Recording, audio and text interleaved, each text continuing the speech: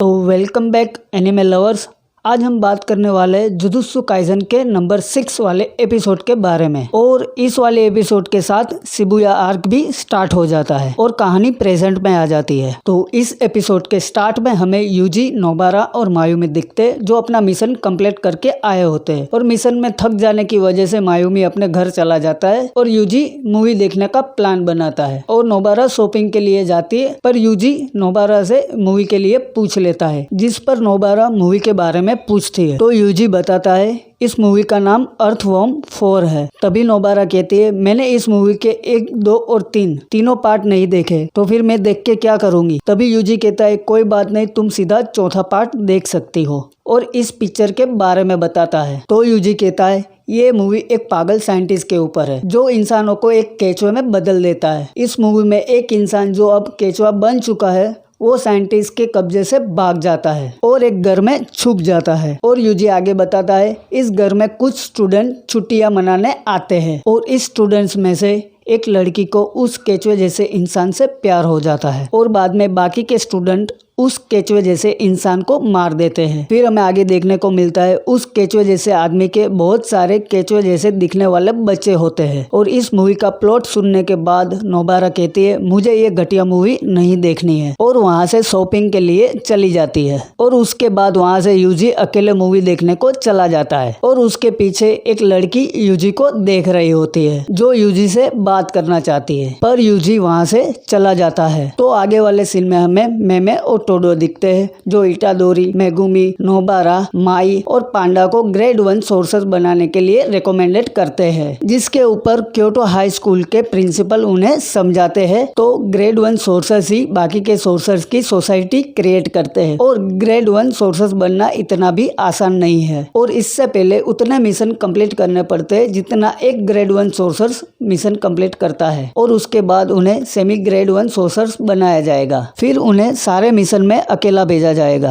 अगर वो अकेले ही सारे मिशन को कामयाब कर लेते हैं तब जाके उन्हें ग्रेड 1 सोर्सर्स बनाया जाता है। फिर हम आगे देखते हैं टोडो और मेमे टेबल टेनिस खेल रहे होते हैं और वो कौन कौन ग्रेड 1 सोर्सर्स बनेगा उसके ऊपर बातचीत कर रहे होते हैं। और टोडो मेमे को कहता है जब तक सुकुना कंट्रोल में नहीं आ जाता तब तक जुजुत्सु हाई के लोग इसे और भी कठिन मिशन पे भेजेंगे जहां पर सुकुना के और भी फिंगर्स होने के चांसेस ज्यादा होंगे और सुकुना अपने फिंगर्स पाने के लिए इटाडोरी की मदद करेगा ही और उसकी मदद से इटाडोरी सारे मिशन कंप्लीट करके ग्रेड 1 सोर्सर्स बन जाएगा। और टोडो आगे कहता है तुम्हें पता है आगे इस मिशन में इटाडोरी की हेल्प कौन करने वाला है, और कहता है मैं इटाडोरी के साथ हर एक मिशन पे जाऊंगा। और तभी मेमे हंसते हुए कहती है जो ग्रेड 1 सोर्सर्स के लिए रिकमेंडेड करते हैं वो उनके साथ मिशन पे नहीं जा सकते। और ये सुन के टोडो मायूस हो जाता है और वो गेम भी हार जाता है। फिर हम देखते हैं कि शॉपिंग करके नोबारा लौट रही होती है और फिर वहाँ पे वो लड़की आ जाती है जो यूजी से बात करना चाहती थी और वो यूजी के बारे में नोबारा से पूछने लगती है। फिर अगले सीन में हमें पता चलता है कि उस लड़की का नाम ओजावा होता है जो यूजी के साथ जूनियर हाई स्कूल में पढ़ती थी और उस टाइम पे ओजावा मोटी और हाइट में छोटी हुआ करती थी और टोक्यो आने के बाद उसकी हाइट बढ़ जाती है और साथ में पतली भी हो जाती है। और ओजावा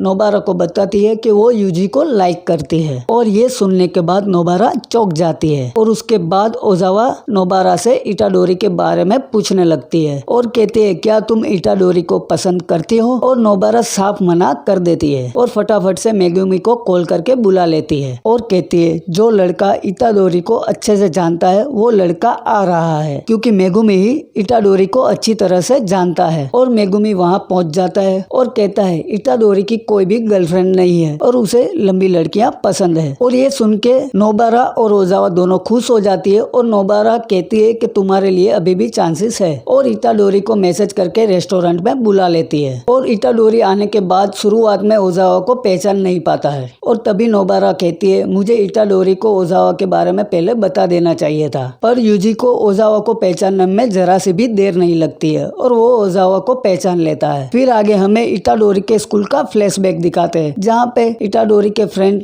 इताडोरी को पूछ रहे होते कि तुम्हें कैसी लड़कियां पसंद है, और इताडोरी कहता है मुझे कोई भी लड़की पसंद नहीं है, और अगर मुझे किसी को चूज करना पड़े तो मैं ओजावा को चूज करूंगा। और हमें पता चलता है कि ओजावा ये सारी बातें सुन रही होती है, और आगे इताडोरी के फ्रेंड्स ओजावा के ऊपर मजाक उड़ा रहे होते हैं कि वो तो मोटी है और हाइट में छोटी है, और उसमें तुम्हें ऐसा क्या पसंद है। और इताडोरी इसके ऊपर कहता है उसकी हैंड राइटिंग बहुत अच्छी है और उसके खाने का तरीका भी बहुत अच्छा है। और ये सुन के ओजावा वहाँ से चली जाती है। और इसके बाद हम देखते हैं कि स्कूल के बाद इताडोरी अपने घर जा रहा होता है और ओजावा भी अपने घर जा रही होती है। और ओजावा सोच रही होती है कि इताडोरी उन बातों को भी लाइक करता है जिसके बारे में मुझे भी पता नहीं है, और इताडोरी बाकी सबसे अलग है और इसीलिए मैं उसे पसंद करती हूँ, और मैं बाकी के लोगों की तरह सोच रही हूँ जो एक इंसान को पसंद करते हैं और बाकियों को हेट करते हैं। और इसके बाद वापस से प्रेजेंट में आ जाते हैं और इताडोरी और ओजावा आपस में एक दूसरे को अलविदा कहते हैं और वहाँ से चले जाते हैं। और कैफे से लौटते हुए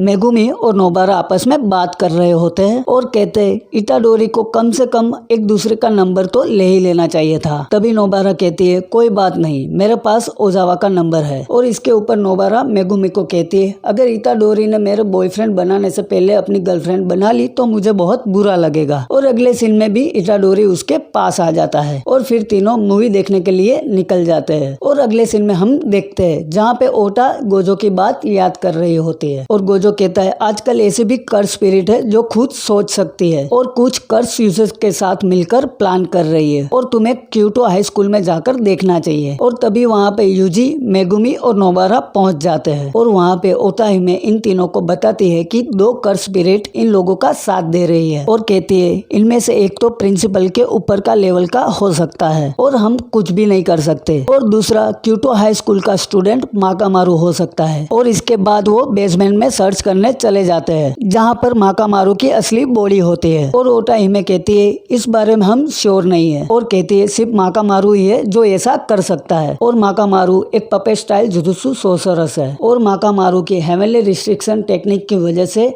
वो टेक्निक पूरे जापान को कवर कर लेती है। अगर माकामारू को सूटेबल पपेट मिल जाए तो माकामारू कुछ भी कर सकता है। फिर आगे हम देखते हैं वो लोग माकामारू के रूम में पहुंच जाते हैं जहां पर माकामारू की बॉडी होनी चाहिए थी, पर वो लोग गेट खोलते हैं और वहां पर उन्हें कोई नहीं मिलता और इस वजह से उनको पता चल जाता है कि पक्का माकामारू ही है जो इन्हें धोखा दे रहा है। और फिर हम देखते हैं जहाँ पर माकामारू होता है वहाँ पर माहितो और गेतो आ जाते हैं और माहितो माकामारू को मारने की बात करता है और कहता है इससे हमारा काम पूरा हो जाएगा। और जिस पर गेतो कहता है अभी हम इसे मार नहीं सकते और हमने शपथ ली है, जहाँ पर इसकी बॉडी के बदले में इसको पहले मुझे हील करना पड़ेगा। पहले तो हमें जुजुत्सु बॉडी ट्रांसफॉर्मेशन टेक्निक को यूज करके इसकी बॉडी को हील करना पड़ेगा, फिर बाद में हमें इसे मार सकते हैं क्योंकि शिबुया में माकामारू हमारे लिए बहुत काम आ सकता है। और माकामारू कहता है तुम लोग क्योटो हाई स्कूल पे हमला नहीं कर सकते, उसके अलावा तुम्हें जो करना है वो करो। और गेतो माहितो को माकामारू को हील करने का ऑर्डर देता है, जहाँ पर माहितो कहता है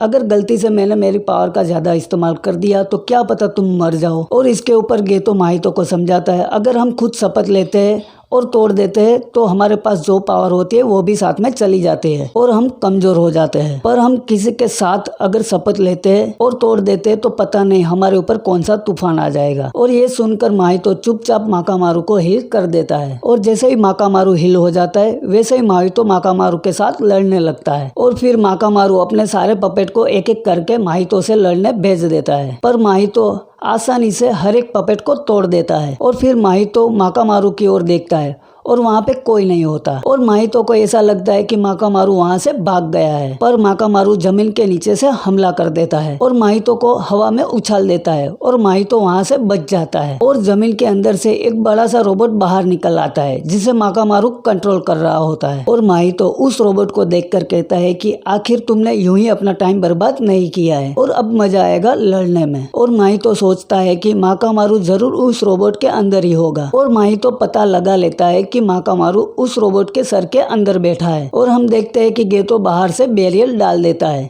जिससे माकामारू किसी और को कांटेक्ट ना कर सके। और इसके ऊपर माकामारू सोच रहा होता है अगर मैं बेरियर और गेतो के ऊपर फोकस करूंगा तो माहितो से बचना मुझे आसान नहीं होगा। और माकामारू कहता है मैं गोजो से कांटेक्ट करके शिबुया आर्क के प्लान के बारे में सब कुछ बता दूंगा और वो मुझे बचा लेगा, पर ये थोड़ा कॉम्प्लिकेट हो गया है। अब मुझे कोई दूसरे तरीके से गोजो से कांटेक्ट करना होगा। और माकामारू सोचता है कि मेरे पास अब बचने का एक ही तरीका है और अब तक जितने भी मैंने कर्स एनर्जी इकट्ठी की है वो सारी की सारी एक ही बार में मैं यूज कर लूंगा। और माकामारू अपने साथ के स्टूडेंट कासुमी को याद करता है और माहितो के ऊपर हमला शुरू कर देता है। और इसी के साथ ये एपिसोड खत्म हो जाता है। तो हम मिलते हैं अगले एपिसोड नंबर 7 पे। अगर आप इस चैनल पे नए हो तो इस चैनल को सब्सक्राइब जरूर कर देना और हाँ, लाइक और शेयर भी जरूर करना। तो मिलते हैं अगले एपिसोड 7 में।